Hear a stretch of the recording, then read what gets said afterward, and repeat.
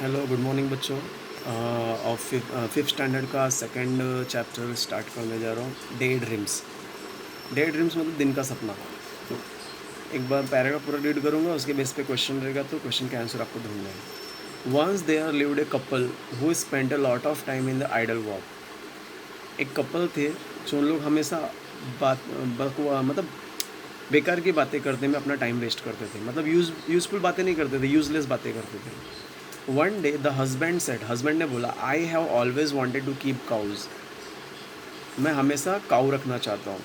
If by chance I get some extra money, अगर मुझे कभी पैसा मिल गया फ्रॉम समवेयर, किधर कहीं से भी, I am going to buy a few cows, तो मैं गाय खरीद लूँगा।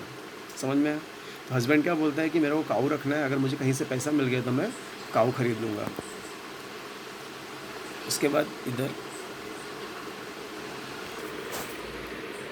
but that means a lot of work. You have to feed the cows, walk them, bath them, make them. Cows need a lot of looking after. One cow would be enough. There is no need to buy more cows, said the wife. Wife क्या बोलती है कि इसका मतलब तुमको बहुत काम करना पड़ेगा, काउस को खिलाना पड़ेगा, काउस को चलाना पड़ेगा, काउस को नहलाना पड़ेगा, उनका दूध देना पड़ेगा, दूध देना पड़ेगा, बहुत सारा काम करना पड़ेगा। तो एक काऊ बहुत है, ज़्यादा काऊ खरीदने की ज़रूरत नहीं है। ठीक है, but think of all the milk we will get if we buy more, said the husband. Husband बोलता है, अगर सोचो, अगर हमने बहुत सारा गाय खरीद लिया और बहुत सारा दूध हो गया तो, हमको बहुत सारा दूध मिल गया तो। That's true, that's true, the wife agreed, wife agreed, there will be so much milk that we can have plenty of dahi and butter and ghee. वाइफ बोलती है, हाँ सही बात है, हमारे पास बहुत सारे दही, बहुत सारे घी और बहुत सारे मक्खन हो जाएंगे। वुडेंट बी लवली, क्या बहुत अच्छा नहीं होगा? How lucky that I have all this earthen pots keep aside. वो क्या बोलती, इसके सबके मिट्टी के बर्तन मैं अलग अलग रखूँगी। आई will use one of the pots for milk, one for दही, वन फॉर बटर। एक बर्तन मैं दही के लिए यूज़ करूँगी, एक बर्तन दूध के लिए और एक बर्तन मक्खन के लिए। The ghee I will put another jar, घी मैं दूसरे जार में रखूँगी। And I will use this remaining pot to send milk to my sister. और बाकी का जो पॉट है, मैं अपनी सिस्टर को दूध भेजूँगी।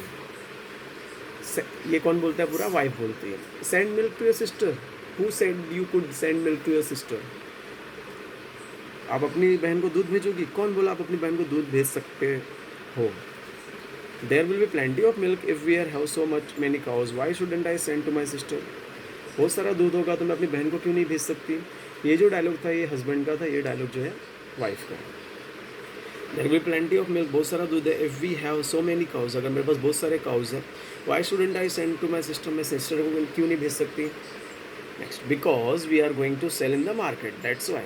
इसका हस्बैंड बोलता है, क्योंकि हम सब वो बेचने वाले हैं। I will decide what to do with all that milk, मैंने डिसाइड कर चुका हूँ कि दूध के साथ क्या करना है। And not a drop of it goes to your sister, एक बूंद भी आपके सिस्टर के पास नहीं जाएगा। ठीक है, next, I will see how you can stop me from sending a pot of milk to my dear sister. अब उसकी वाइफ क्या बोलते हैं, मैं देखती हूँ तुम मुझे कैसे रोकते हो। I do all the hard work running after the cows, मैं काउज के लिए बहुत सारा हार्ड वर्क करूँगी। So naturally I will decide what happens to the milk, just try stopping me, the wife explain. Wife बोलती है कि मैं काउज के लिए इतना करूँगी, मैं डिसाइड करूँगी मिल्क का क्या करना है, मुझे स्टॉप करने का कोशिश तो करो, द वाइफ एक्सक्लेम्ड। तो this is the paragraphs which I taught you. On the basis of that paragraph, I am giving you questions. You have to solve the answers. Okay, just take the screenshot of the full para.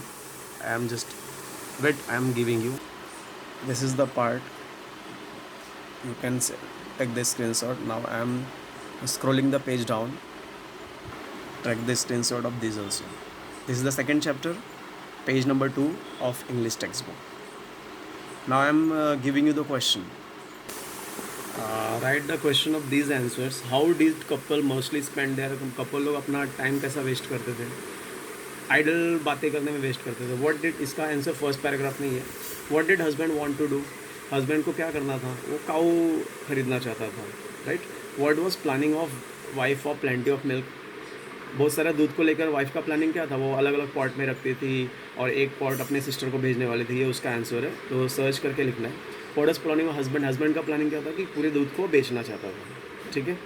और ये सब idle, enough, exclaimed, commotion, astound, antics, wonder, wilding, ये सब के तुमको ये करने हैं, डिक्टेशन वर्ड करने हैं। वर्ड मीनिंग नहीं करना, वर्ड मीनिंग गलती से लिख दिया, इसका स्पेलिंग याद करके लिखना है। तो पैराग्राफ पढ़ करके क्वेश्चन के आंसर लिखने हैं और ये स्पेलिंग से याद करने हैं। This is the homework. और आंसर्स में कुछ भी डाउट होगा तो आप लोग पूछ सकते हो, मैं आपको रिप्लाई दूंगा। Thank you, have a great day.